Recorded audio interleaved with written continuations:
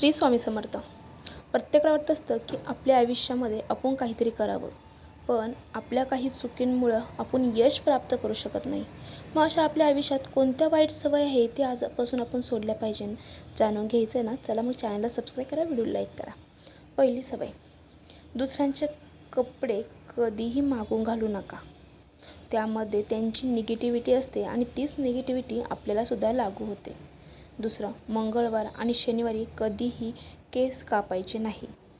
3. दक्षिण दिशेला तोंड करून कधीही जेवायला बसत जाऊ नका. 4. रात्रीच्या टायमिंगला कधीही कपडे जे आहे ना ते बाहेर सुकायला घालत जाऊ नका. 5.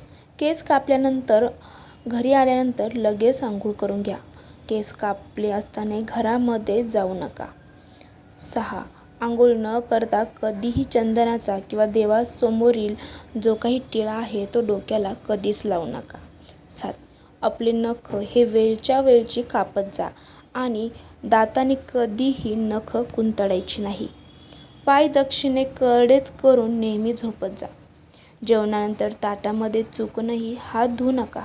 या 9 ज्या गोष्टी होत्या ना त्या सांगितलेल्या, या जरी तुम्ही तुमच्या जीवनामध्ये पाळल्यात ना तरीही तुमच्या घरामध्ये धन संपदा वैभव नक्कीच टिकून राहील.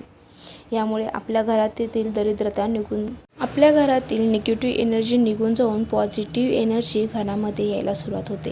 व्हिडिओ आवडला असेल तर कमेंटमध्ये श्री स्वामी समर्थ असे नक्की टाईप करा. चॅनलला सबस्क्राईब करा आणि व्हिडिओला लाईक करा. थँक्यू.